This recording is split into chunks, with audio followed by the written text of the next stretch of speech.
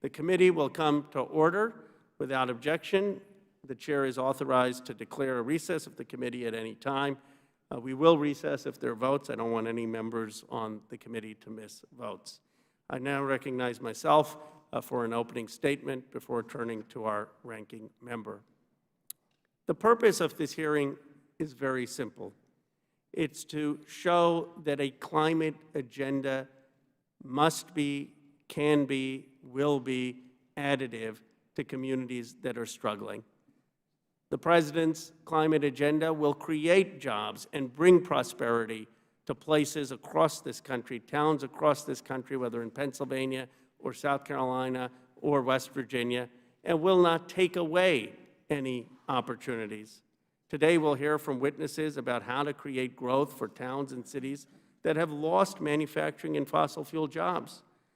These loss of jobs are taking place and have nothing to do with our government policy. They're due to automation in many cases and deindustrialization, which was driven by mistakes in government policy. But we need to be able to fix that by offering these communities new opportunities, new jobs that are now available with a strong investment in clean technology. Unfortunately, jobs have been in decline since the 1980s in manufacturing. Jobs have also been in decline in the coal industry. Since 1985, when there were 178,000 coal jobs, but because of automation, there are now only 42,500 jobs, with most of the decline happening actually in the 1980s and the 1990s. The pandemic has created another economic crisis. As of May, 9.3 million people were unemployed, and the unemployment rate is still too high at 5.8%. There are 7.6 million fewer jobs in the U.S. since the pandemic began. And there are over 20 million workers who are still being harmed to this day by the pandemic. That includes Black and brown communities that are experiencing unemployment the most, and rural communities that have also been particularly hard hit. You know, in my district, we have over $10 trillion of market cap in Silicon Valley of companies. And yet in towns, particularly small towns, towns less than 50,000 people, wages have stagnated in this country since 2008, and jobs have declined. That must change. The unemployment rate is 4 percentage points worse for Black Americans and 2 points higher for Latinx Americans, a situation that is unjust. Women are leaving the workforce at an alarming rate. The workforce participation rate for women was 57.4%, a level not seen since 1988. 1.79 million fewer women are in the workforce since the pandemic began, almost 2 million jobs lost. We have little time to act at the same time on the climate crisis. The U.S. and the rest of the world, as everyone knows, must achieve net zero emissions across all sectors of the economy by 2050. This is what the science tells us. This can only be accomplished with immediate mobilization. We must invest in renewable energy, sustainable agriculture, zero-emission transportation, clean industry, and efficient and electrified buildings. These are investments in jobs, and those communities that are struggling must be prioritized. Those communities that are most reliant on the fossil fuel industry must be prioritized. They must be told and promised that we're going to bring new jobs first, that the government policy is going to bring jobs to their communities, not take any jobs away. We can solve the climate and employment crisis at the same time. According to a study on the Thrive Agenda, an investment of $1 trillion per year in a clean economy will create 15.5 million jobs, many of those jobs precisely in the communities that have been left behind, jobs in the heartland of our country, jobs in Black and brown communities. These investments would also put the country on track to stay below the 1.5 degrees Celsius of warming. They would revitalize forgotten communities that have lost manufacturing and fossil fuel jobs. They must be, in many cases, union jobs. Strong labor and equity standards will ensure that these are good jobs. We can't tell a worker who was making $30 an hour and had benefits that suddenly they're going to be making, be in a job that isn't as good. That's unfair. These jobs must be as good as the jobs that communities have lost, if not better. The President's American Jobs Plan is a good start to this crisis, as is the President's infrastructure plan. Climate is infrastructure because climate is about creating new jobs and building the modern infrastructure in communities that are hurting. The Thrive Act, which I have co-sponsored, will also provide family-sustaining union jobs for 15 million Americans, as will the Water Act, which I am a proud co-lead on. These bills are the kind of solutions that Congress should implement to address the historic deindustrialization and discrimination that we face as a nation. I hope that we will have a conversation, and I look forward to hearing from our experts on what we can do to create these new jobs for the 21st century in left-behind communities. With that, I now recognize the distinguished ranking member, Mr. Norman, for his opening statement. Thank you so much, Chairman Khanna, for holding this hearing, and thank you to the witnesses for taking your time to appear. The title of this hearing is Jumpstarting Main Street, Bringing Jobs and Wealth Back to Forgotten America. This is an ironic title for the hearing, considering that it is the forgotten who are the ones that are being left behind by this administration. The President's American Jobs Plan would place an enormous financial burden on the American taxpayer, in particularly low-income Americans who are suffering disproportionately from spikes in inflation. Ask anybody, have you filled your car up with gas lately? The American Jobs Plan calls for hundreds of billions of dollars to be spent on reducing climate and energy emissions in order to address climate change as one of the greatest challenges of our time. The plan includes a very vague $213 billion proposal that will produce, preserve, and retrofit more than 2 million affordable and sustainable places to live. I am very interested to learn more about the plans for spending this massive sum of taxpayers' money and how that will bring jobs and wealth back to forgotten America. To say that I'm skeptical is an understatement. Over the past year and a half, the world's economy has essentially been shut down due to the COVID-19 pandemic. However, even with this halt in activity, a recent National Oceanic and Atmospheric Administration, the NOAA, report from April of this year shows that it barely made an impact on the amount of carbon dioxide in the atmosphere. If the most unparalleled shutdown in human activity that closed schools and businesses all around the world barely impacted CO2 levels, it raises serious questions about whether spending massive amounts of the United States taxpayer money will actually affect the climate, especially while countries like China and India continue to pollute at record levels. When Ms. Greta Thunberg appeared before our committee, I asked her, what leverage are you going to use with China to incentivize them to cut their emissions? Her only response was, we will ask them and we will show through leadership.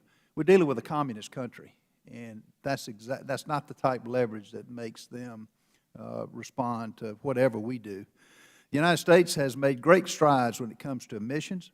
The most recent U.S. EPA annual air quality report show that we are leading the world in reducing emissions, having reduced more than the next 12 emission-reducing countries combined.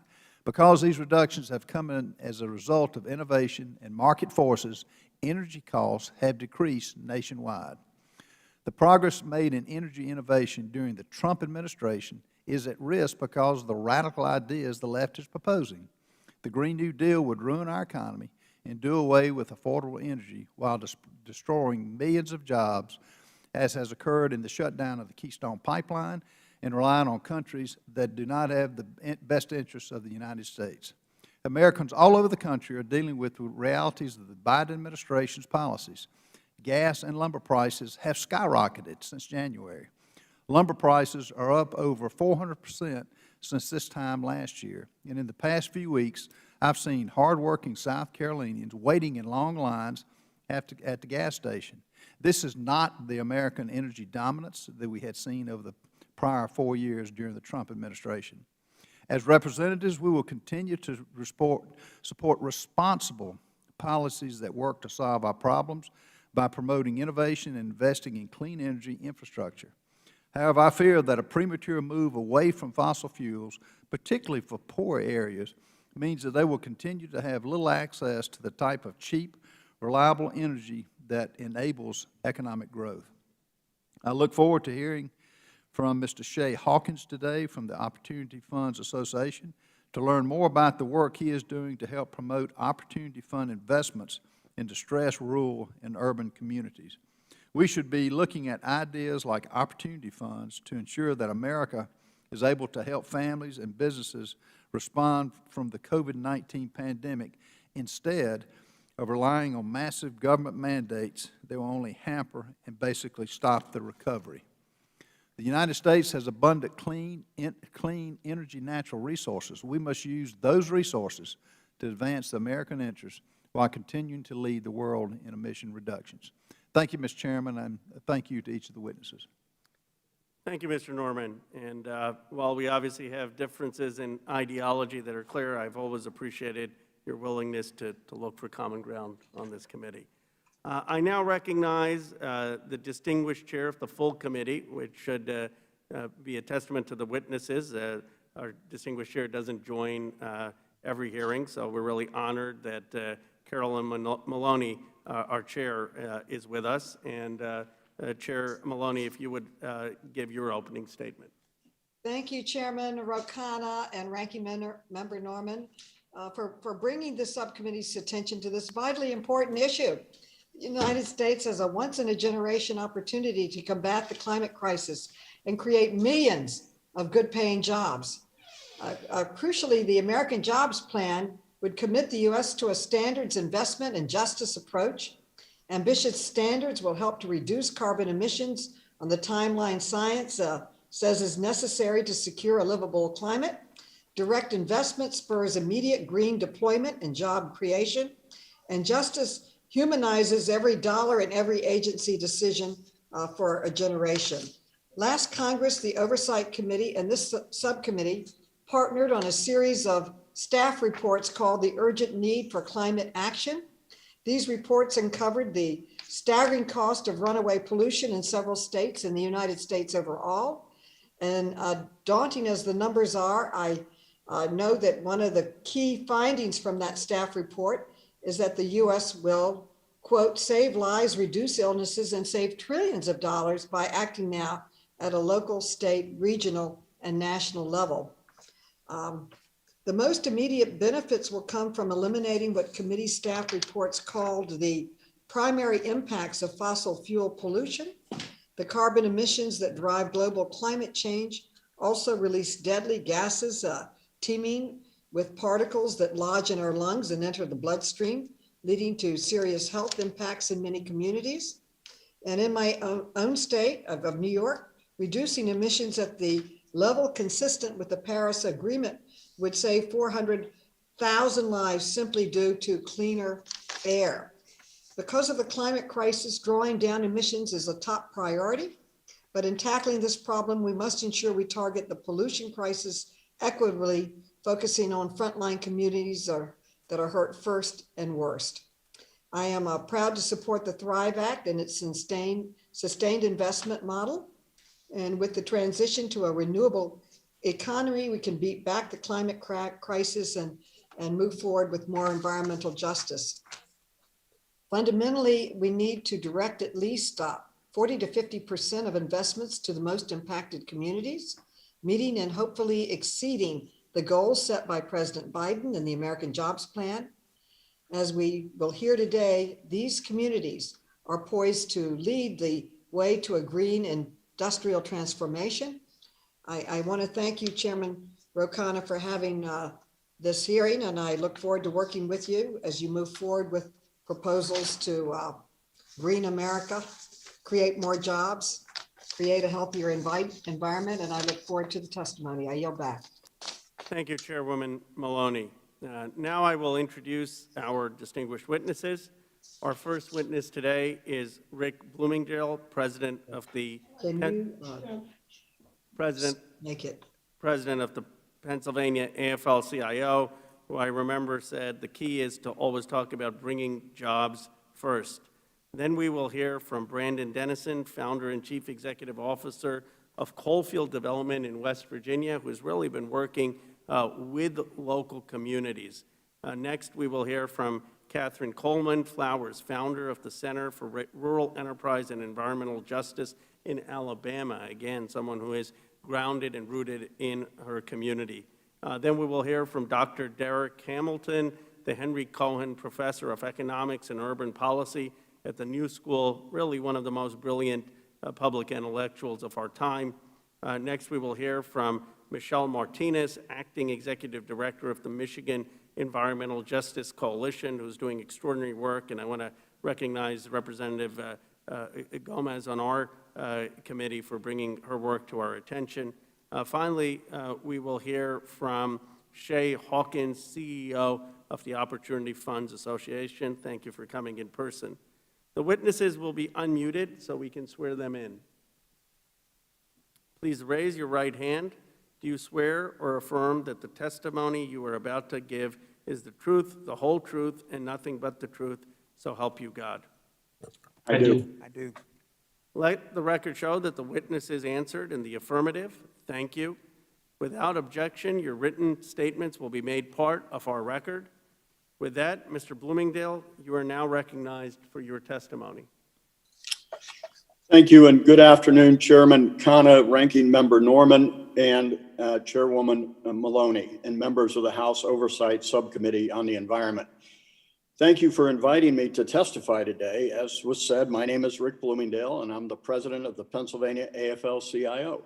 We represent over 700,000 union members and more than 50 international unions across the Commonwealth of Pennsylvania. I am here before the subcommittee today to testify regarding job creation in deindustrialized blue-collar communities across Pennsylvania as well as America. Look around your districts. Our people in our lands are struggling all across our nation. As the past years have progressed, we've gradually experienced the toll that the past and latest recessions are having on our communities throughout the Commonwealth and across the country.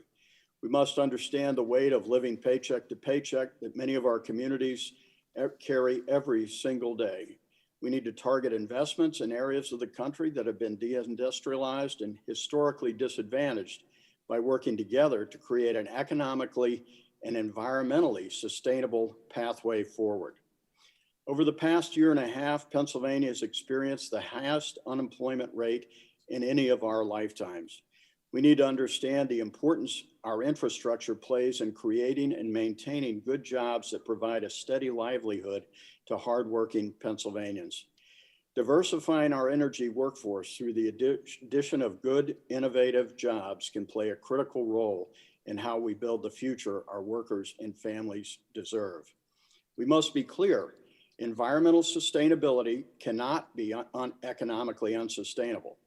To combat and reverse climate change, we need to evolve how we produce energy, expand energy efficiency for usage and conservation, clean up our atmosphere through carbon capture and sequestration, as well as many other innovative energy ideas. There is no singular solution, but rather multiple steps we can create clean jobs that put working people first. And let me just add that Pennsylvania is an energy exporter. We had the first, many people may not know this, the first oil well in America was drilled in Pennsylvania. Before that, we were the major leader in coal production and powered the railroads that built and expanded our nation. Pennsylvania is proud of its energy history and hopefully our energy future as we move forward in new economic, environmentally sustainable energy industries. It is critical we create good jobs in advance of any actions that cause reductions in unemployment and fossil fueling use. Working families and communities want to know and deserve to know that doing what is necessary to fight climate change won't result in unemployment or a reduced standard of living. Rather than telling people you're going to have to transition, let's make sure jobs are there first and then the transition happens, rather than rolling the dice and putting people out of work before we create the good union jobs that will come to our struggling communities. The shift to clean energy is a tremendous opportunity to create union jobs. Federal government must lead the way by insisting that public dollars are spent on American-made products. This should include renewable energy goods, clean vehicles, and while also ensuring that high labor standards are built into every action and attached to every federal incentive for clean energy. We deeply appreciate President Biden's call to invest in coal and other fossil fuel communities to create good jobs in new industries and by cleaning up abandoned mines and wells. We call on Congress to support this order with the funding it requires while doing more to require high labor standards. And just quickly, a little bit of history about Appalachia and that part of Pennsylvania. In the federal government, this is nothing new, trying to help in Appalachia. Attempt by the federal government to assist struggling communities is not new, as I said. In fact, the AFL-CIO Appalachian Council is an organization governed by the chief executive officers of the AFL-CIO state labor councils in the 13 states of the Appalachian region. Since 1964, the organization has developed and implemented a broad range of social services through various projects designed to lead to full employment to the extent possible within a region blighted by poverty and joblessness.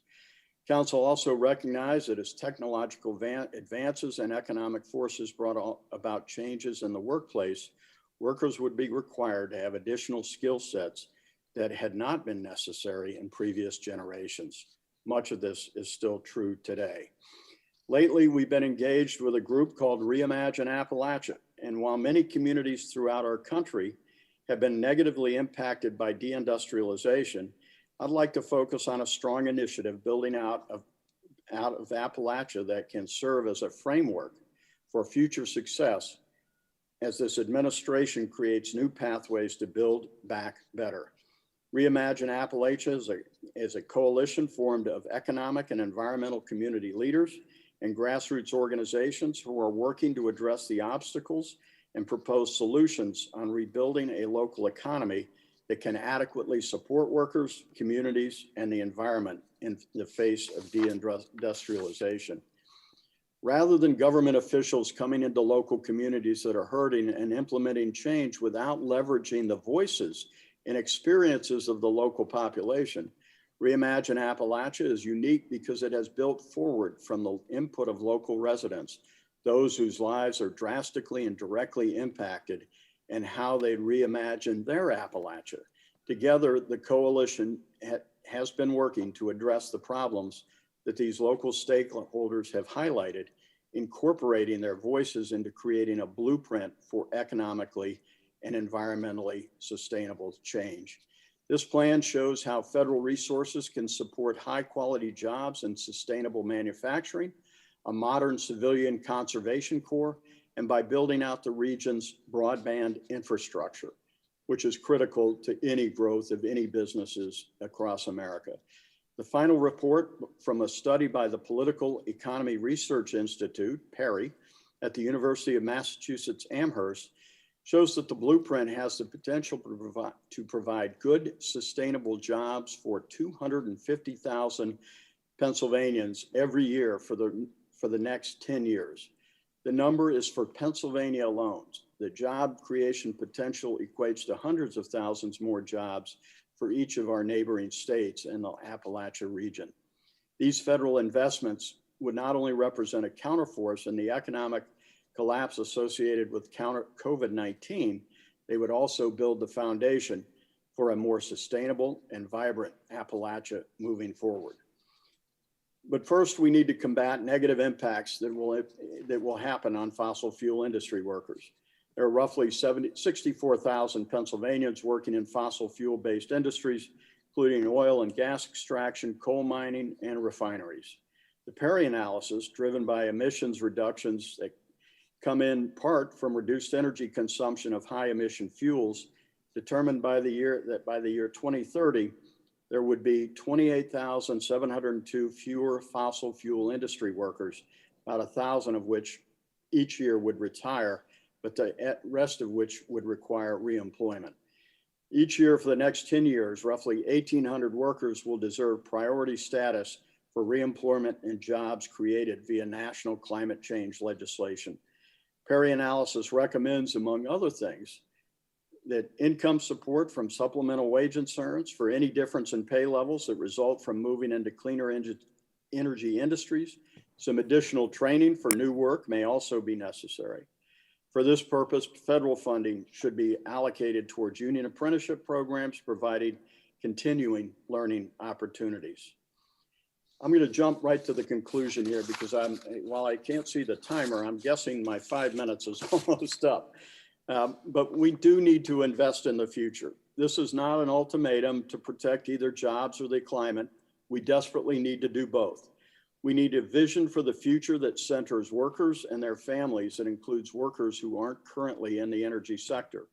When we talk about energy, we want to create more jobs. This means creating more work for people already in the industry and a pathway to the good jobs for people who want to be in the energy production industry.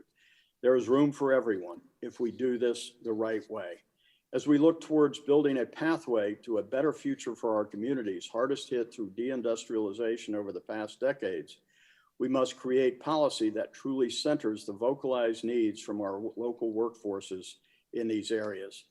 State policymakers should leverage opportunities for stimulus and recovery. The federal government also has a role to play with advancing a just people's budget for environmental protection and conservation in Pennsylvania, as well as the rest of the nation, that helps to put residents back to work while cutting carbon emissions and curbing water pollution. Actions we can take include passing the PRO Act to ensure good, sustainable union jobs are available as we create new jobs and industries that target infrastructure rehabilitation and development moving forward. Creating a new grant program that supports intermediary organizations that work with employers to promote quality jobs. Leveraging public funds to help employers and labor management partnerships reduce the cost of training new hires to fill quality jobs, and providing funding to discourage further layoffs and instead encourage employers to train and redeploy workers into the industries that we will be transitioning into. Maximizing the creation of good union jobs by requiring project labor agreements on construction projects receiving $100,000 or more in federal funds, bundling small projects into aggregate contracts of at least $1 million, and enabling workers to form unions and bargain collectively. Targeting the benefits of job creation to impacted workers and communities by developing a funding formula that prioritizes communities previously left behind, creating targeted hiring programs, using first source hiring systems for historically disadvantaged groups residing within a specific radius of a project, requiring a percentage of work hours to be completed by apprentices in registered or locally based programs. Mr. Bloomingdale, maybe if you could just wrap up in a sentence or two. I'll finish up right here. Investments in doing this right can lead to concrete, well-paying jobs and help serve as a blueprint for how we sustainably diversify our energy workforce over the decades to come. As we map a more sustainable future, we must continue to work to ensure that the working class aren't left behind as we build forward together. Thank you very much, and I apologize for going over the time limit. Thank you. Thank you for your testimony. Mr. Dennison, you are now recognized for your testimony. Chairman Khanna, Ranking Member Norman, committee members, distinguished guests, thank you for the opportunity to share my perspective from the ground here in West Virginia. My name is Brandon Dennison. I'm a lifelong West Virginian. I'm a proud West Virginian. Even though many make fun of my people in an era of political correctness, it's still somehow totally acceptable to demean rednecks, hillbillies, trailer park trash, things like that. We can get over the insults, but the deeper damage resulting from America's scorn for Appalachia results from generations of economic extraction, exploitation, and struggle. The addiction epidemic, which was ravaging our hills and hollers even before the COVID pandemic, is directly linked to the economic hopelessness many of us feel, not just here in Appalachia, but throughout rural America. The country has demanded our natural resources, our high rate of military volunteers, our preserved forests, but the country has not supplied us with the long-term investments necessary to enjoy the kind of wealth that bigger cities have enjoyed. Broken promises have piled up here, both from the public and the private sectors. Many communities still lack basic infrastructure such as clean drinking water or cell service, let alone internet service. Perhaps the most egregious promise and broken promise was the false hope that the coal industry could ever again be the engine of job creation that it once was. But please understand this, even when coal boomed, we still had some of the highest poverty rates in North America here in Appalachia. In too many communities, the coal miners really were the lucky ones. They got some of the few good paying jobs around. They got to keep their dignity. Our needs in Appalachia are much larger than merely finding a solar job from a coal job, and they're much more complex. We need large and sustained place-based investment of a magnitude capable of reversing decades of disinvestment and decay. The organization I founded in 2010, Coalfield Development, is creating new employment-based social enterprises in a diverse array of sectors in order to model what a new and diverse economy can actually look like. We helped start the first solar company in our community, and we launched it out of an old beat-up used ice cream truck. We launched a statewide agriculture cooperative, now includes over 100 farmers. It started on a former mountaintop removal site upon which many figured nothing could ever grow again. We hire local workers to revitalize abandoned, dilapidated buildings, and we put new businesses and affordable housing in those old buildings. The businesses we create purposely hire people who face barriers to employment, more than 300 new jobs so far. Those in recovery from substance use disorder, racial minorities, people on public assistance, and former coal miners. These folks work according to what we call our 33-6-3 model. That's 33 hours of paid work each week, 6 hours of higher education, and 3 hours of personal development. We learned early on that job training alone is not enough to build a new post-coal economy. We have to provide people with the training, but also the new job at the same time.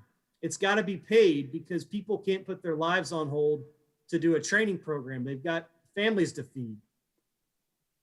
Social enterprises are a unique business model that can achieve both the training and the direct employment our people need. They can also demonstrate very tangibly what a new economy actually looks like. We are pioneering new markets for our region. We're not asking for special treatment here in Appalachia. We're asking for a fighting chance. Appalachians have given so much to America, and we still have so much more to give. We have the hands-on skills to literally rebuild a new sustainable economy. We have the skills to retrofit buildings to be more energy efficient, to install solar systems, to reclaim scarred landscapes, to grow local food, and so much more. Too often in discussions about a greener economy, it's frustrating when rural extractive economies are sort of thought of as collateral damage. And the idea is we need to get subsidy there to mitigate the damage. And I see that as totally backwards. I see rural America leading the way on a greener economy. We have the gumption and the grit to do so. And really all that's missing is the investment at a scale that's really necessary, given both the size of the challenge, but also the size of the opportunity here in Appalachia and across rural America. I ask this committee to consider big and bold investments in our region. Thank you very much. Thank you, Mr. Dennison. Next, Ms. Flowers, you are now recognized for your testimony. Thank you, Chairperson Khanna, Ranking Member Norman, and all the members of the committee for the opportunity to testify. My name is Catherine Coleman Flowers. I serve as the Rural Development Manager for the Equal Justice Initiative and the founding director of the Center for Rural Enterprise and Environmental Justice in Montgomery, Alabama. I also serve as a practitioner in residence at Duke University, a member of the Board of Advisors for the Center for Earth Ethics at Union Theological Seminary, as well as the boards of the National Resource Defense Council and the Climate Reality Project. In 2020, I was awarded a MacArthur Fellowship in Environmental Health, and I authored the book entitled Waste: One Woman's Fight Against America's Dirty Secret, In this book, I uncovered the extent to which rural America has been denied access to sustainable and resilient sanitation infrastructure. I am a proud native of Lowndes County, Alabama, a rural area located between Selma and Montgomery. Like Montgomery, the cradle of the modern day civil rights movement, or Selma, known for its voting rights history, Lowndes County too has a proud history of fighting for equality. In addition, in the early 1900s, sharecroppers organized for jobs and justice. Many of its sons and later its daughters, including my father, 3 brothers, and myself, served in the United States military. We have a deep legacy of holding up core democratic values, even when they failed us. That failure is exemplified through healthcare disparities, low-wage jobs, unemployment, unsafe mobile homes, high electric bills, straight piping of raw sewage, or failing wastewater systems. I have often taken policymakers and philanthropists to Lowndes County to see the inequalities that exist and to hear from local people what is needed to address them. At the height of the pandemic, Lowndes County had the highest death and infection rate per capita in the state of Alabama. Sadly, as one travels through Lowndes County now, the fresh graves of victims of COVID are a constant reminder of what happens when poverty, failing, or no sanitation infrastructure and climate change comes together. Because I'm a country girl, I speak in plain English like I would if I was home speaking to local people. In the town of Hayneville, Alabama, for more than 20 years, Ms. Charlie Mae Holcomb has been telling people about the sewage from a nearby lagoon that's been backing up into her home. Yet the failing infrastructure continues to fail, and she continues to cry for help. She is paying a wastewater treatment fee, yet all the town can provide is a pump truck to pump sewage out of her yard from time to time. And now a similar design of what we know is not working is planned for the town of Whitehall. This sewage lagoon was sitting next to an elementary school. A member of their water board said that the liability for the septic systems is being transferred to residents that are being placed, the residents where the systems are being placed in 40 homes that would be connected to the lagoon. Yet it begs one to question, how can federal money be used to buy equipment that does not come with any service or performance warranties, especially when we know they not only fail in Lowndes County, but throughout Alabama and the nation? In nearby Montgomery, Alabama, we learned that numerous older Black neighborhoods are not connected to the sewer, yet they pay a flat rate for water and sewer. Many are on failing septic systems that are deteriorating even more frequently because of rising water tables. This is indicative of the sanitation inequity that exists throughout the U.S. I have seen more raw sewage on the streets of Centerville, Illinois, than I've seen in Alabama. In Mount Vernon, New York, people are crying for help. And in Martin County, Kentucky, they're asking for sanitation justice and good paying jobs as well. The American Jobs Plan provides an opportunity to deal with the forgotten and rural, Black, brown, and indigenous communities that are experiencing the most severe job losses, untimely deaths, poor living conditions, health crises, and climate injustice. It is an opportunity to right some wrongs and to make America a model of ingenuity where we have clean air, clean water, resilient infrastructure, and good paying jobs for everyone. With this funding should come guardrails that will ensure that Mrs. Charlie Mae will not get more sewage in her yard and home, lagoons are not built next to schools, and each on-site system or any technology sold comes with some performance and parts warranty we have come to expect from a car, a hot water heater, or a heating and cooling system. The guardrail should include stringent enforcement so that people of Alabama and throughout America would get relief. I did not set out to be a climate activist, nor did all the civil rights leaders I grew up around that bent the arc toward justice. We all have the power to change our communities for the better, and we should. But I also implore our leaders and policymakers to recognize the areas outside of urban areas that especially those urban centers that do not have the privilege to flush and forget.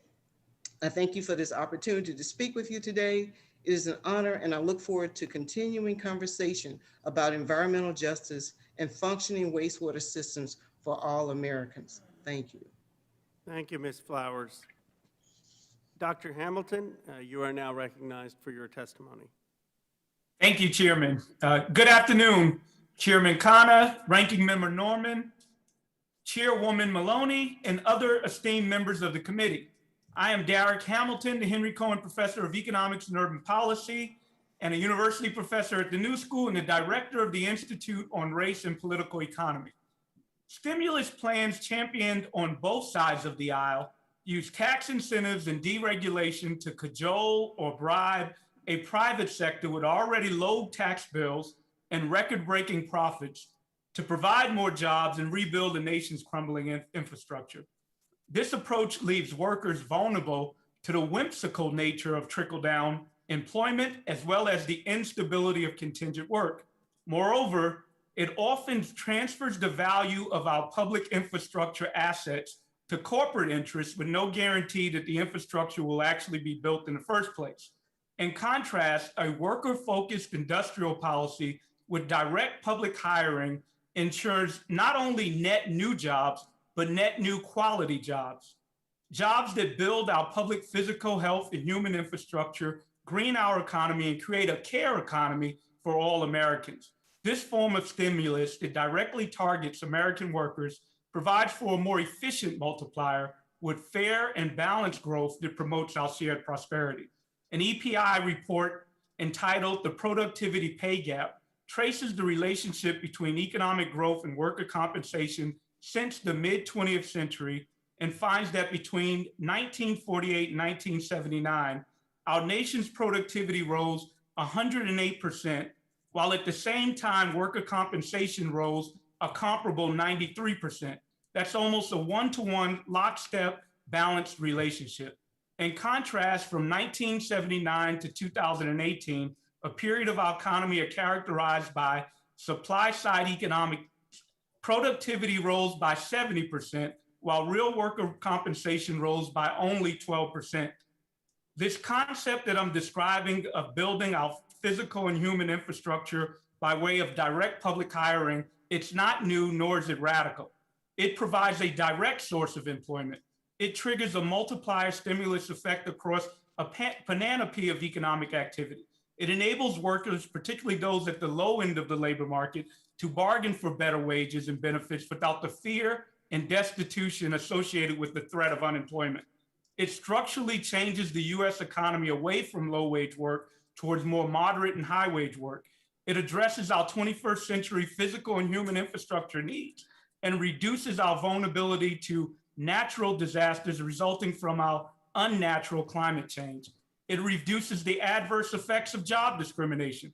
It provides an automatic stabilizers that addresses not only cyclical unemployment, but regional unemployment, areas that have been neglected and that suffer from deindustrialization. It provides checks for structural unemployment, recognizing that the private sector has never been adequate to supply enough good jobs for the American people. It eliminates the moral hazard problem associated with the implicit promise of bailout of the too big to fail financial sector in times of economic crisis.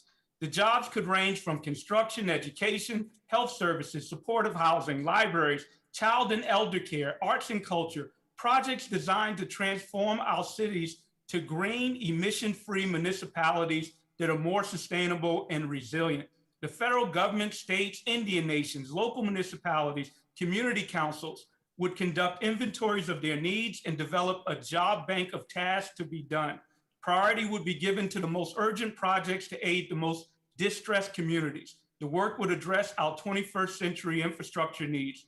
Projects would produce tangible public benefits. The New Deal era shows that government can stimulate economic growth, protect our environment, and build our public infrastructure in a way that directly serves its people. Only this time, we should ensure that these investments, by both design and implementation, are explicitly anti-racist and anti-sexist and do not exclude anyone. Access to jobs and social insurance programs that protect workers, such as universal child care, paid leave, elder care, must truly be universal and ensure racial and gender equity.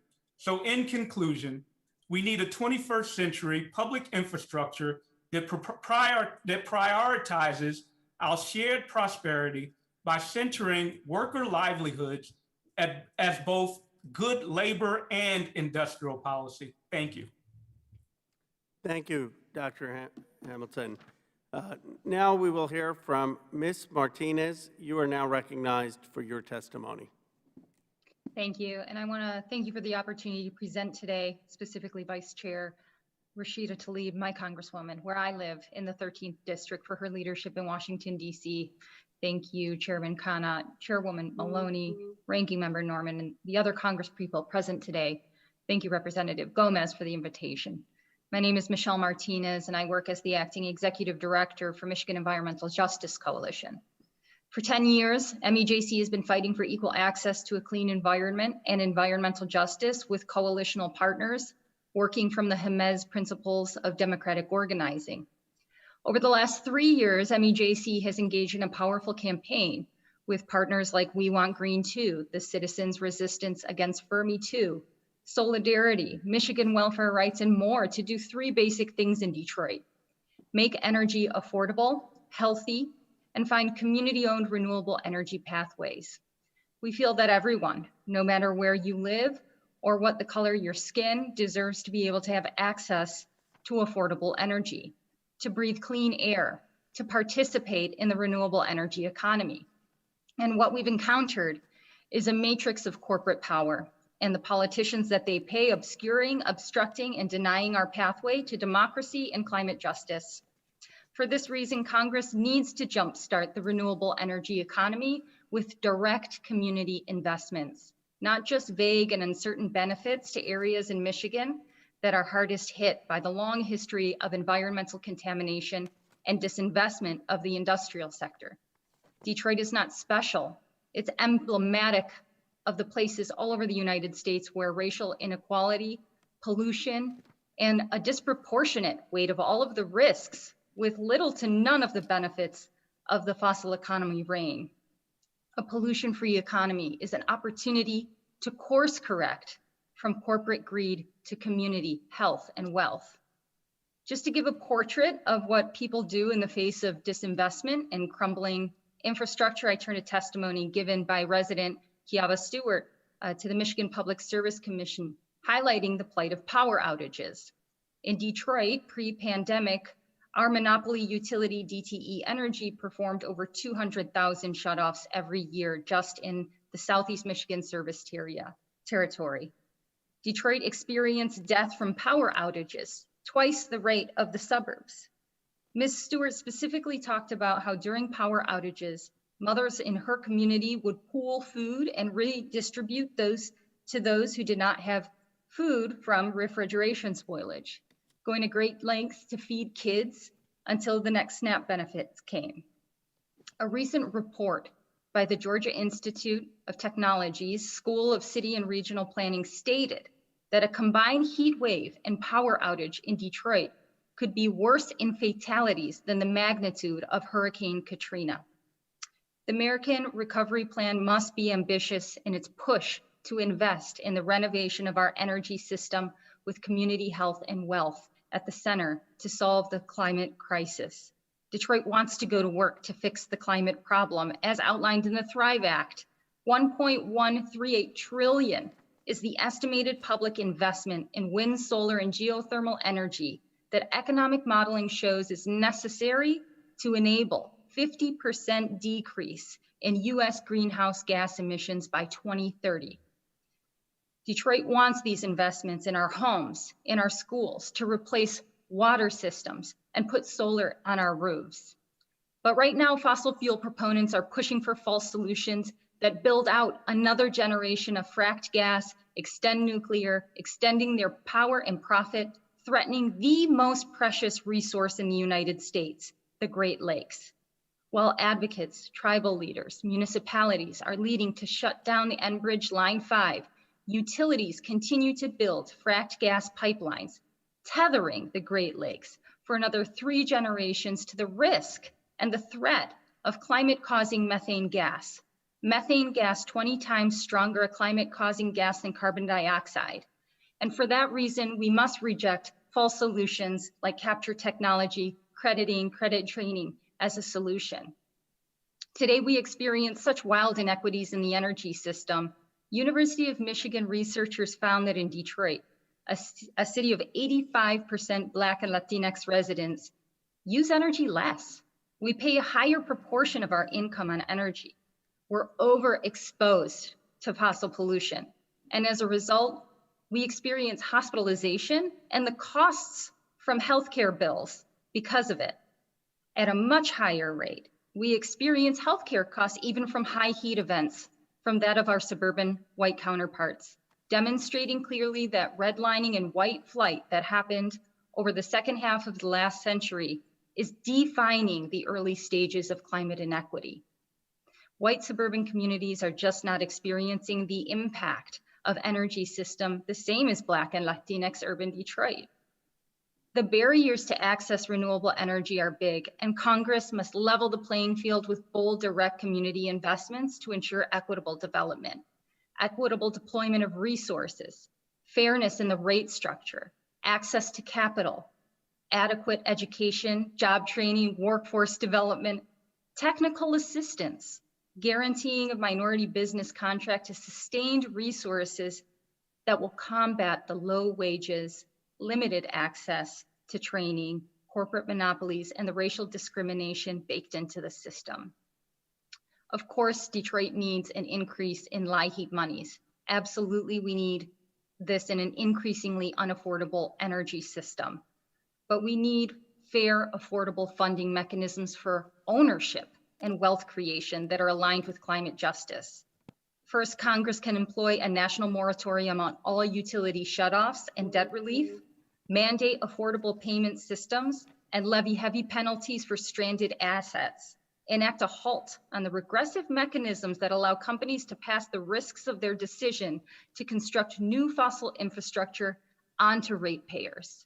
Next, the federal government can alleviate access barriers and reject false solutions with real solutions by offering direct grants, revolving loans to local entities to implement those community-owned solar, distributed energy, and access to battery storage, Ms. and offer Martinez, assistance to residents if who are you could putting their just, own dime into the electrification of their homes, Ms. our Martinez, state, if you and could just try access to the to grid. wrap up in a couple sentences.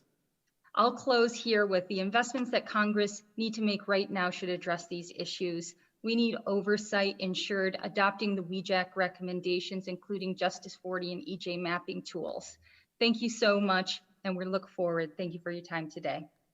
Thank you, Ms. Martinez. I now would like to recognize Mr. Hawkins. You are now recognized for your testimony. Thank you, Chairman Khanna, Ranking Member Norman, Vice Chair Tlaib, and Representative Gibbs from Northeast Ohio and my home state.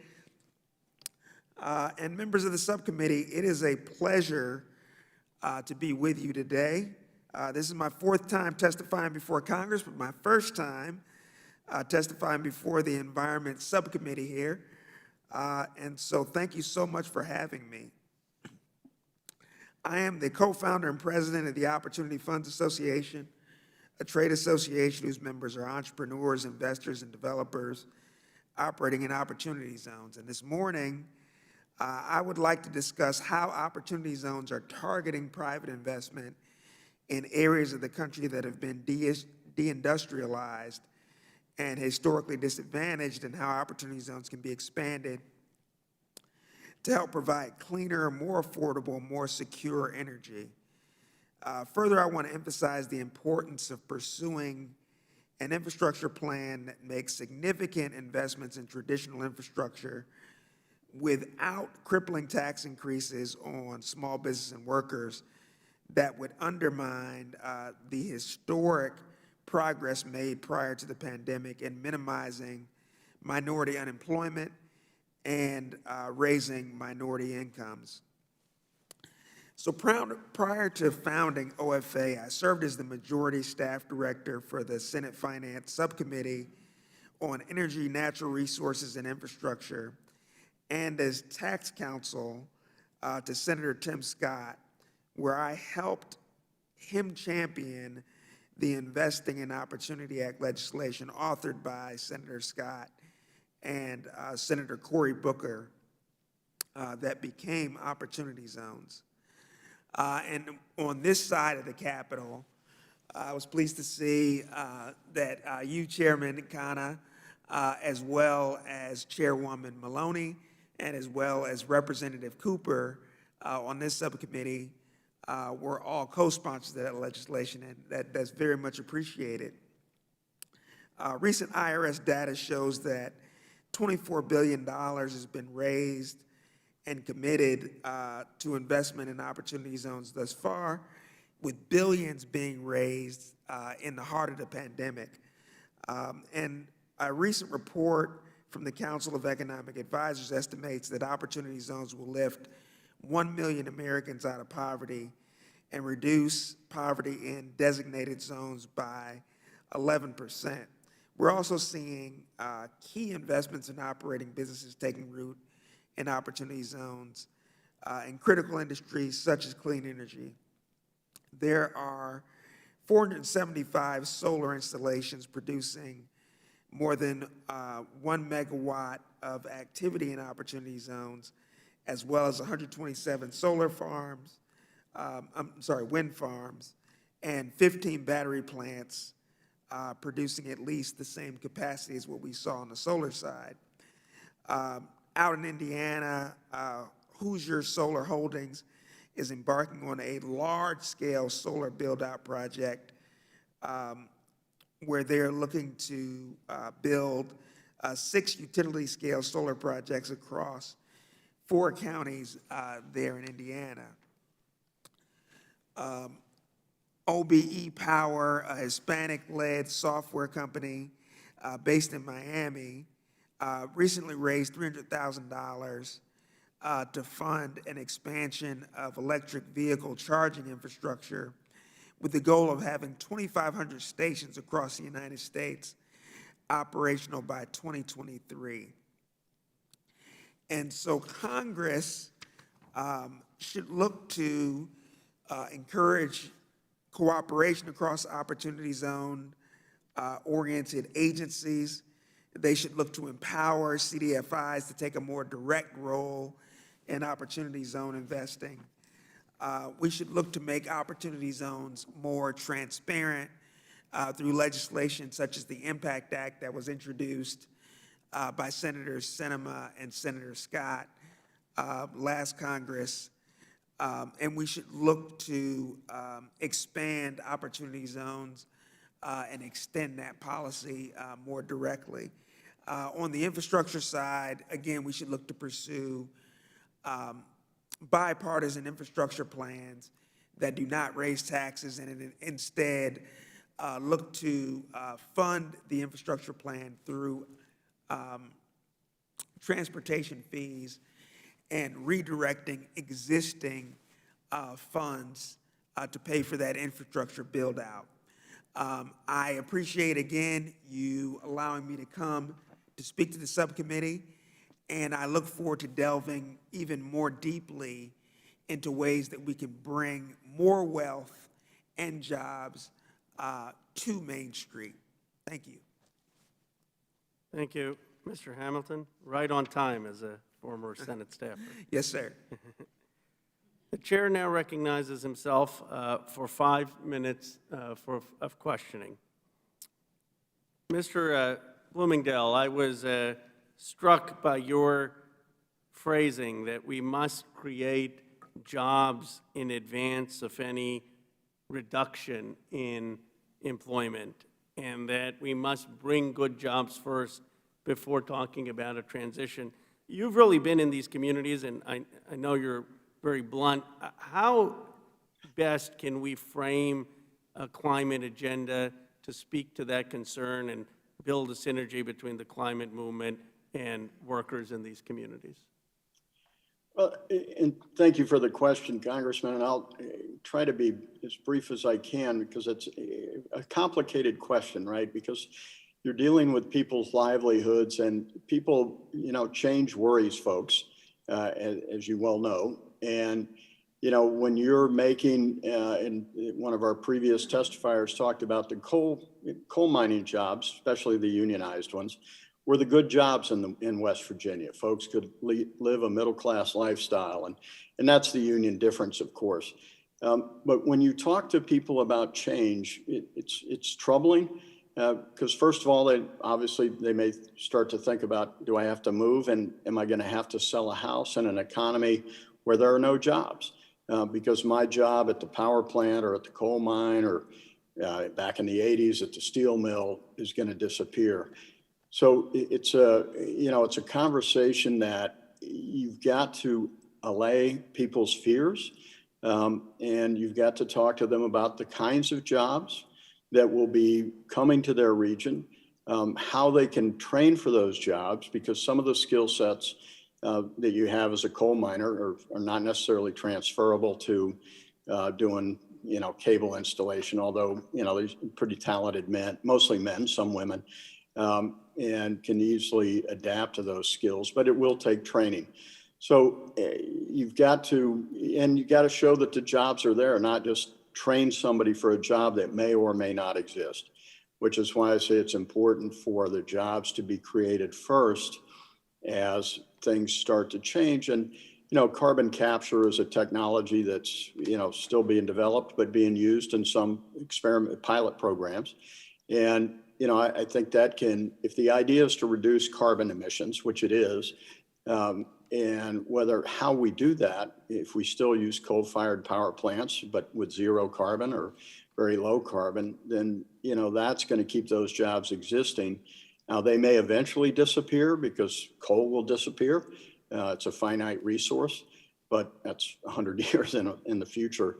But I think that you have to have the conversation. You have to show them. This isn't Missouri, the show me state, but you have to show people that you're serious about job creation, and they have to see the jobs exist. And as I mentioned in my testimony, you can't go from a $30, $35 an hour job with a pension and health care and expect somebody to go into a warehouse job for $15 an hour. Nobody's going to cut their mortgage in half. Nobody's going to cut their gas bill or electric bill in half. So you got to make some ability to, of course, the best way to do it is unionize those jobs, but there's got to be a way to make sure that folks aren't losing their economic viability through transition. Thank you, Mr. Bloomington. Very powerful testimony that I think we should all hear. I have 2 minutes left and questions for 3 of the panelists. I'll ask the 3 questions and ask that you just spend 30 seconds or so on it. Mr. Dennison, if you could speak about what would you want in this infrastructure bill to allow for this new economy to flourish? What would be your bold ask if you could ask the president? Ms. Martinez, you've been such a champion on the Thrive Act. What would the Thrive Act and the $1 trillion mean for Detroit? And Dr. Hamilton, you spoke brilliantly about the divergence between productivity and wages. What would be 1 or 2 things that we could do in this infrastructure bill that would help address that divergence so that workers actually were being paid for their productivity? Mr. Dennison, we can start with you. Direct job creation for people who face barriers to job creation. Terrific. That was succinct. Ms. Martinez? Wealth creation for communities who have been suffering under the weight of pollution for the last 3 generations. Community solar, distributed energy, battery technology concentrated in those communities. Thank you. And Dr. Hamilton? Direct hiring directly benefits workers, builds up the infrastructure for growth for workers and society at all, and it disciplines the private sector that in a way that says that if you're going to hire American workers, you have to pay them at least this and offer them at least these conditions. Thank you. Well, that was very well done. I now yield to the ranking member for 5 minutes of questions. Thank you, Chairman. Mr. Hawkins, President Biden's America's Jobs Plan will cost American taxpayers $2.25 trillion, which adds $5.7 trillion that was just spent on the COVID package. Of that, Biden is demanding hundreds of billions of taxpayers' dollars to be spent on vague climate priorities such as electric vehicles for the post office. He has got dollars for 500,000 EV chargers. He's got replacing 20% of the school buses with a fleet of electric buses.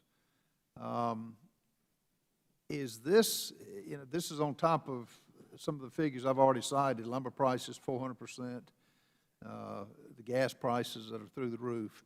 Is this the best way to boost our economy, with the most vulnerable communities having to bear the brunt of this, with lower income? No, I don't believe that it is. You want to put your microphone on? I don't believe that it is, Ranking Member. The most troubling aspect of the plan is in the pay for.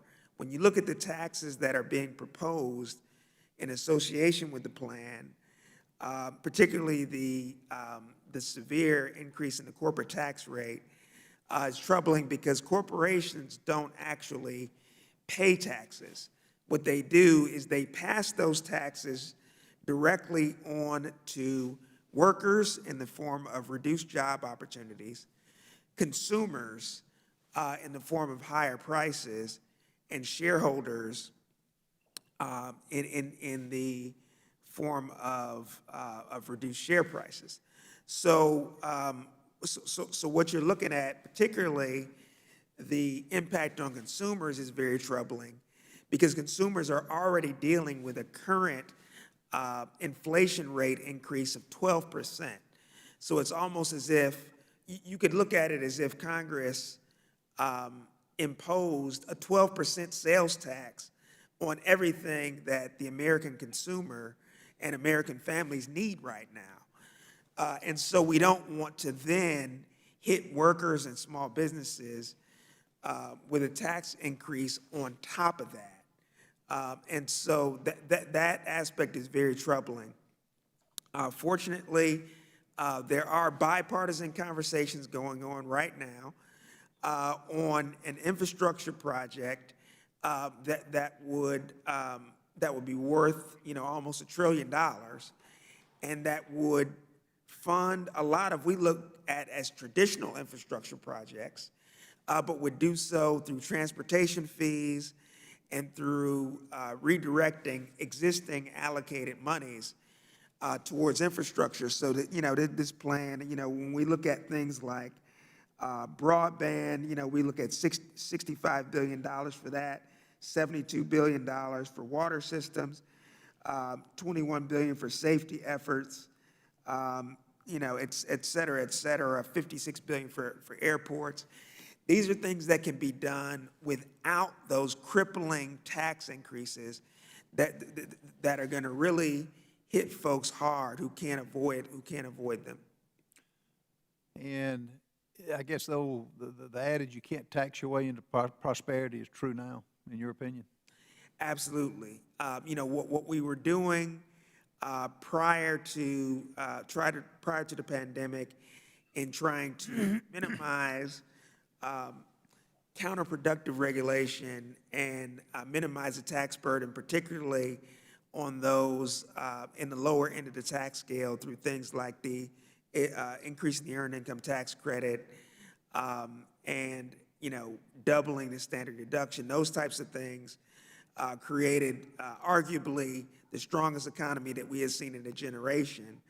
And so we should move back towards that type of approach and avoid crippling tax increases. Well, as you say, corporations don't pay tax. The people pay the tax.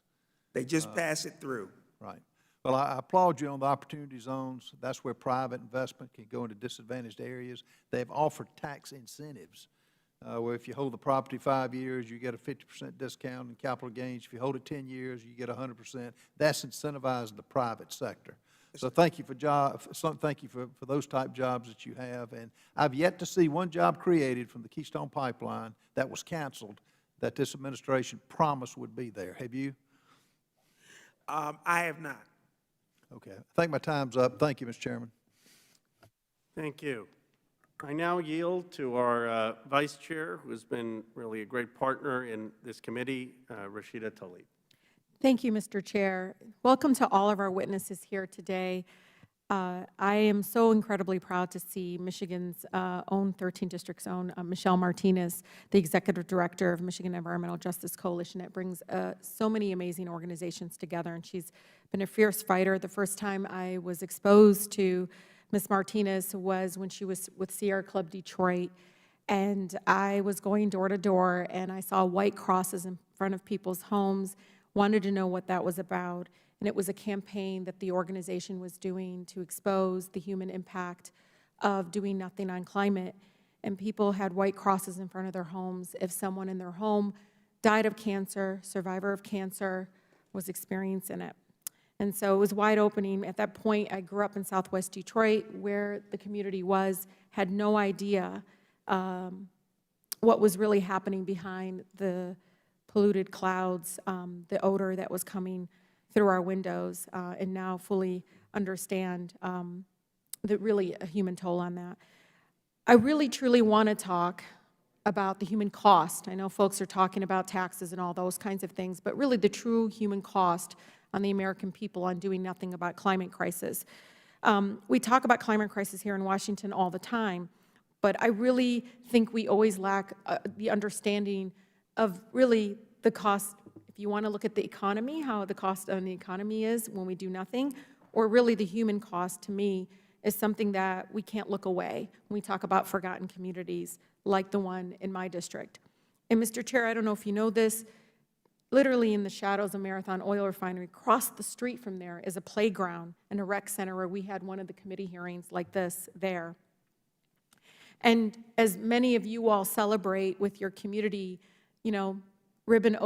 cutting the ribbon and opening parks and, public spaces. My community had to, in Boynton, in the Southwest Detroit 48217 community, celebrated the installation of a toxic air monitoring station, that they finally was able to get an air monitor to monitor the toxic emissions from the residents that were forced to breathe in.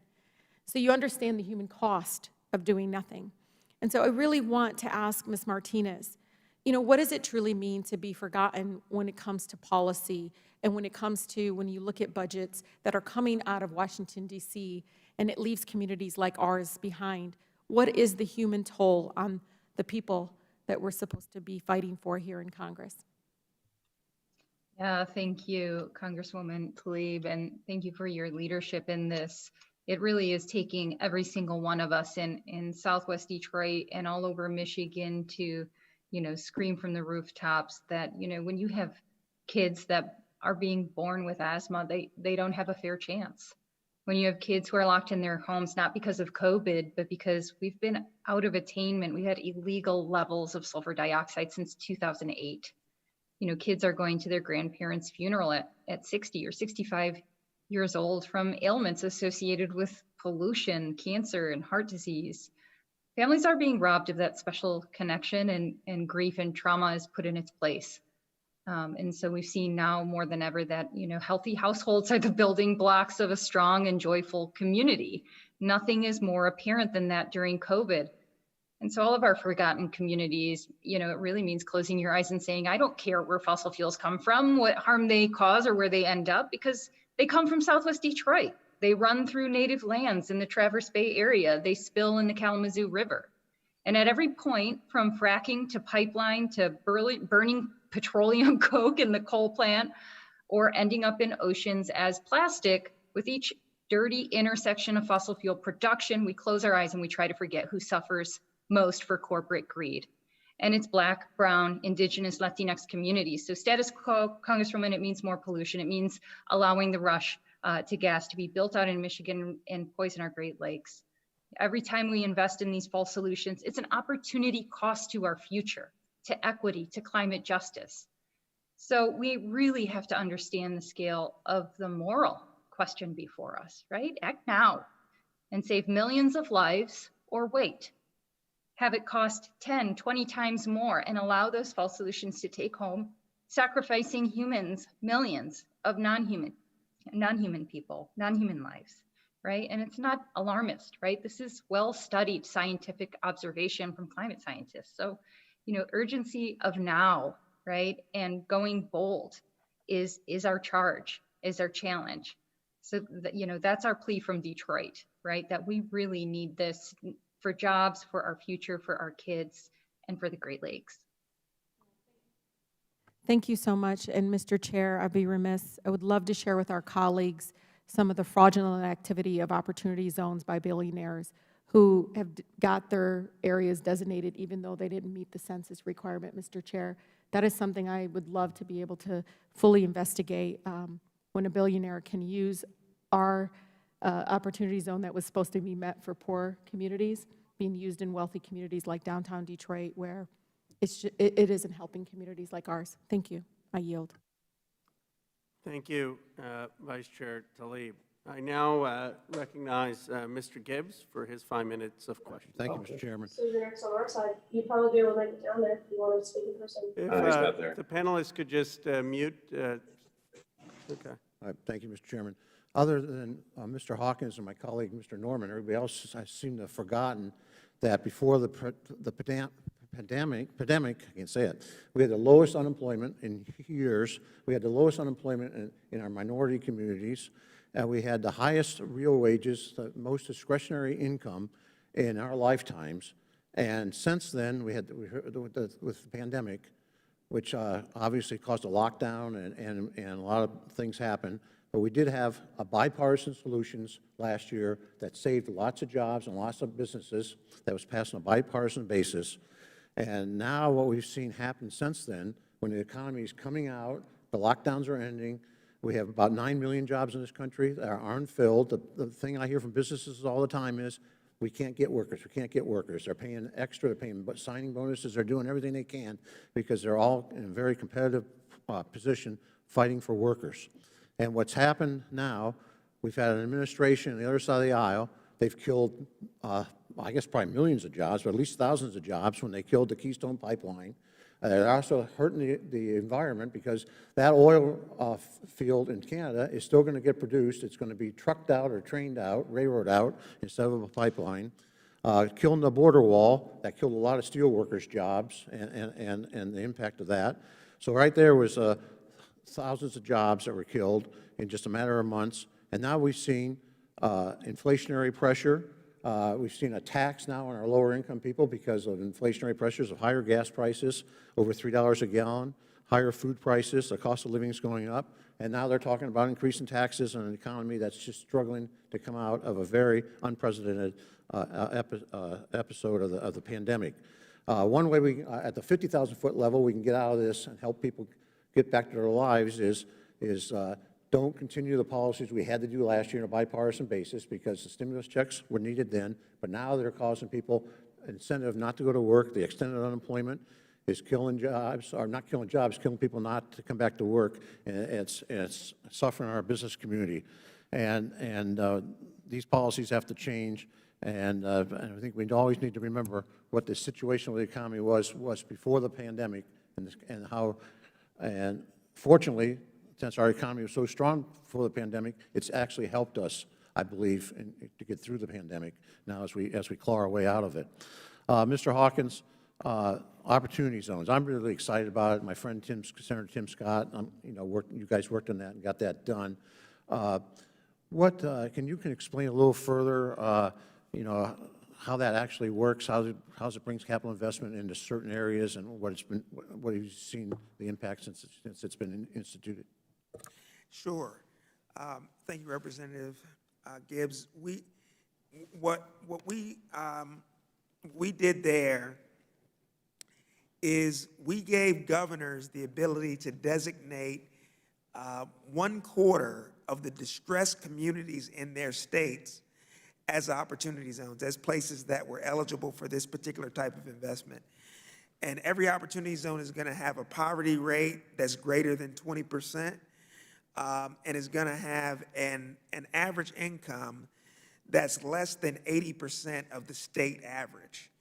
And so, opportunity zones themselves, have the effect of being disproportionately minority and disproportionately areas that were affected by, deindustrialization, part of what we're looking at in this hearing. And so We gave governors, sort of 3 non-binding criteria. We asked them to look for areas where there was significant social disruption and economic disruption. We asked for them to look for areas where there was significant opportunity, a chance for a potential investor to turn $1 into $10. And finally, areas where there were mutually reinforcing state, federal, and local programs that could really put the policy on a strong footing. And governors did a very good job, whether Democrat or Republican, in selecting areas according to what the needs of their state were and the aspects of the. But it really did streamline investment capital coming to those areas, right? Absolutely. Because you can't grow jobs, you can't grow businesses if you don't have capital, right? You gotta have capital Absolutely. come in. And one of the other witnesses specifically pointed out the importance of place-based investing. And that's, opportunity zones is not a panacea, but it is a great example of a very thoughtful place-based investing. Well, I'm out of time, but like I said, we could do a lot of things, but some of the policies that have been enacted have been disastrous to the economy in a few short months. I yield back. Thank you, Mr. Gibbs. I now want to recognize Mr. Gomez, who was very helpful in inviting some of the panelists and conceiving of this hearing. Is Mr. Gomez on still? Okay, do we have Ms. Bush here? I know they're going to call vote soon. Is Ms. Bush on? Is there any other, there's Ms. Bush. Ms. Bush, are you ready to have your 5 minutes of questioning? Yes, I can go. Thank you. You're recognized. You're recognized.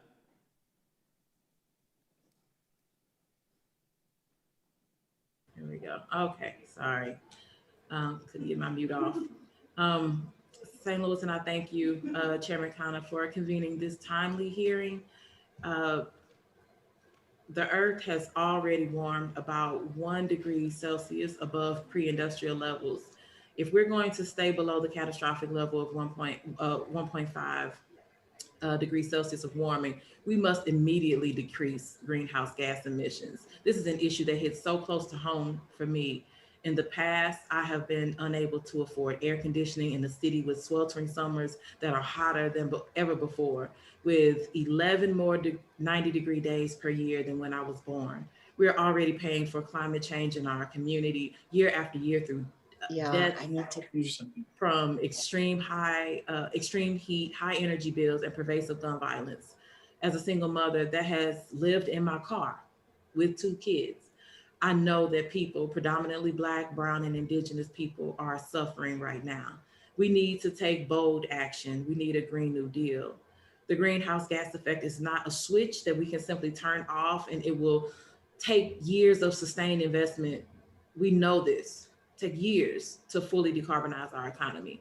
The amount of carbon dioxide in the atmosphere reached a record high in May at 419 parts per million, far more than what scientists estimate to be the upper limit of a safe level for carbon dioxide, which is, we know, no more than 350 parts per million in the atmosphere. Every increase represents additional fossil fuels burned in our communities, elevating the risk of asthma, cancer, and other illnesses. This is a racial justice issue. Ms. Flowers, how is climate change already disproportionately affecting Black communities? Well, thank you for the question, Congresswoman Bush. I can just start off by talking about, what I'm seeing firsthand. We're seeing in this area, right now there's a tropical depression off the coast of the Gulf, and I'm in Alabama. And what happens in communities of color, oftentimes, or poor communities or rural communities, people are living in mobile homes. They're already dealing with high power bills because of heat. It's in the 90s. It's been in the 90s here for a number of days. I'm sitting up here now with air conditioning on to keep from sweating, But what about those people that are living in these rural communities, these mobile homes, and don't have access to that? And we're also seeing that people that have issues with asthma are being compounded by the pollen in the air. I mean, I probably will continue to wear a mask myself because I have respiratory issues. And even with one of the things that I learned during COVID and wearing the mask, that I have fewer respiratory problems if I wear a mask. But what does this say about our air? And what does it say about a lot of people that don't have access to that? So we're seeing lots of illnesses that have been exacerbated in our communities. We're seeing tropical diseases that you normally don't see in the United States, like hookworm and other tropical parasites. So I think that through poor communities, communities of color, we're going to see a disproportionate amount of healthcare disparities. Right. If we look at it through a lens of health, we'll see that it's very devastating in communities that have already been left behind. But if I could just get a moment of privilege here to talk about opportunity zones. Can I come back to you? I have a couple more questions I need to get. Okay, I'm sorry, go on. Okay. I'm just jumping at the bit to No, I'm ready to hear it. No, thank you. President Biden has pledged to slow the climate crisis, and the original American Jobs Plan offers a great start. However, I'm very concerned that this bipartisan compromise will water down the plan, especially when its current level is a fraction of the investment needed to create millions of climate jobs and take the crisis on at scale. Dr. Hamilton, does the American Jobs Plan call for enough investment to dramatically reduce emissions from fossil fuels? I mean, the answer is no, but I like your framing that it's a good start. And this hearing is about not just ensuring we have an adequate environment, how we do it, the manner in which we do it. And, building on my colleague, Catherine Flowers, the point is opportunity zones as a mechanism to bribe capital to come in and develop underdeveloped communities. It is not the best way to do it. It siphons off that resources in an indirect way. And a question is, who benefits?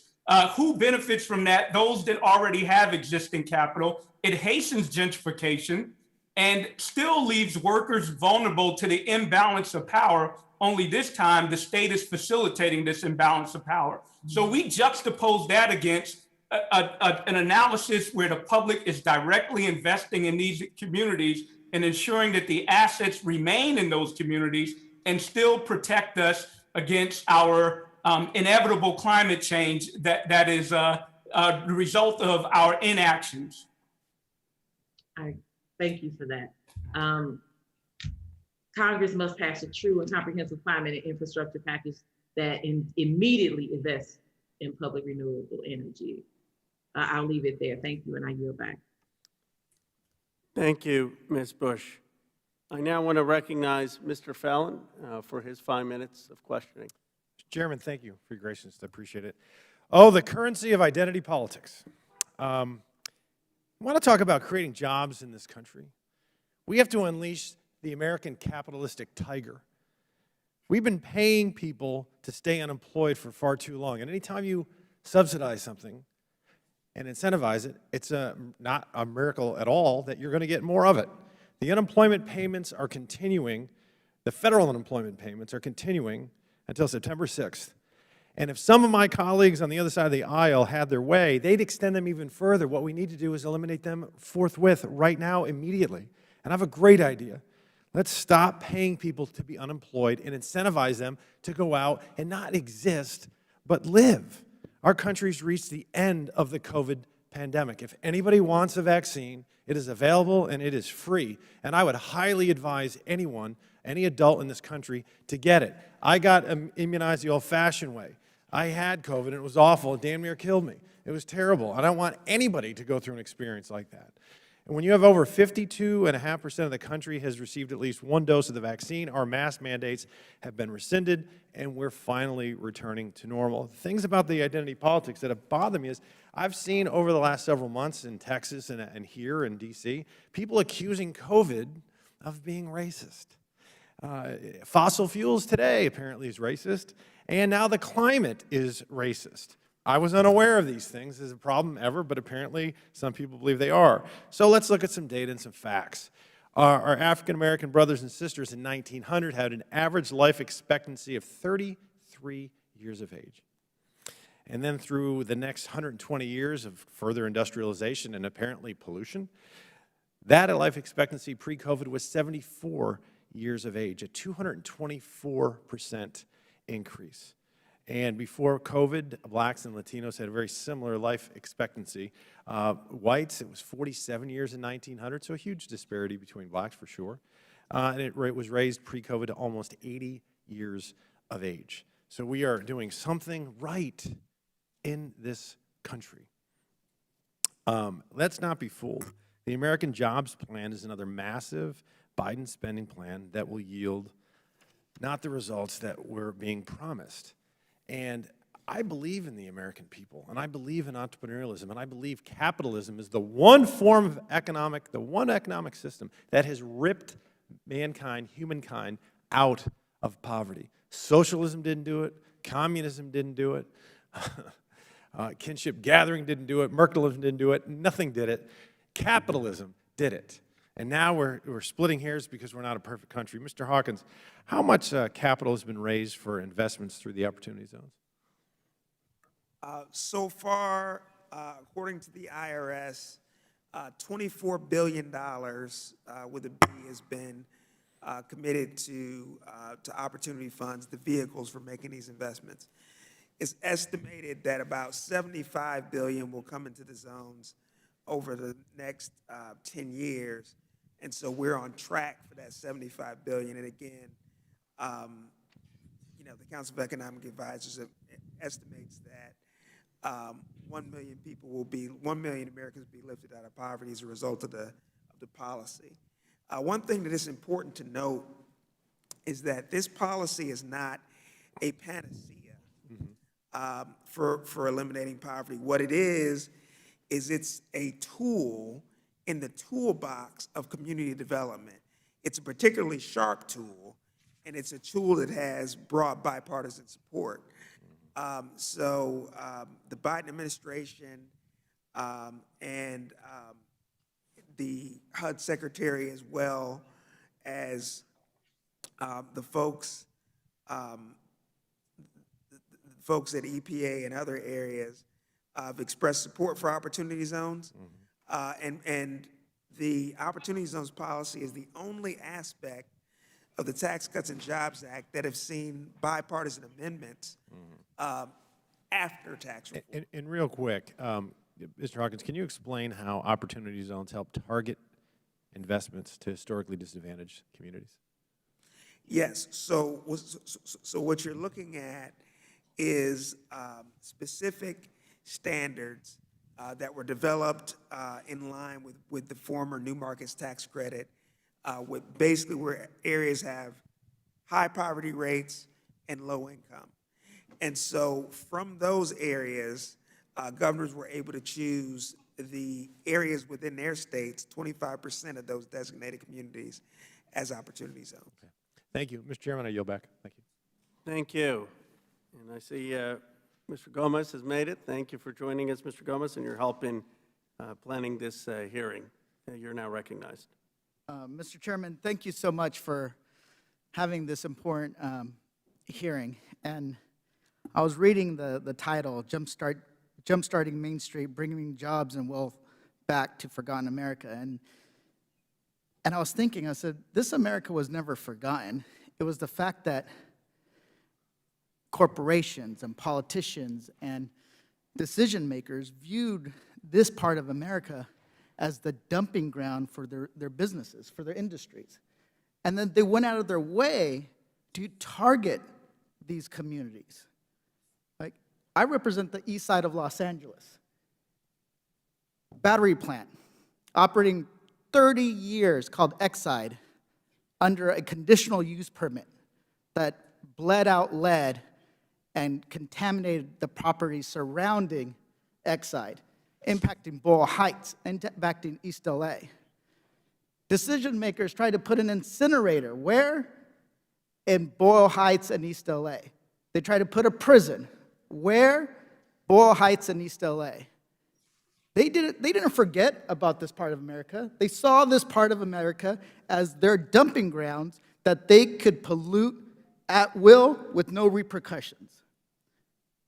So we have to take hard steps to right these wrongs. to right what has occurred not for years, but for generations. And when I say policymakers, when they were deciding where to put highways, where did they put them? Not in the rich side of a city, not in the affluent part of a city. They put them where the working class and the poor live and destroy communities in the process. So we need to look at this infrastructure not only as a way to bring back jobs, but to fix and address the wrongs that have been committed for generations.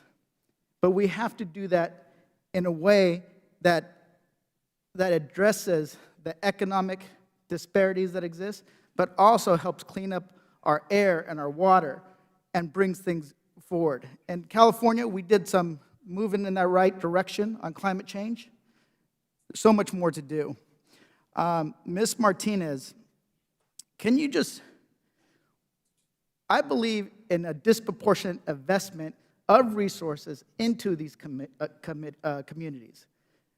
I actually did a bill when I was in the legislature that said 50% of all greenhouse gas emissions commission funds should go to these communities to address climate change, poverty, pollution. We only got 35%, but that's at the benchmark for Biden's 40% mark. What do you think of this process of focusing on equity and real investment? Not just fair investment, but equitable investment.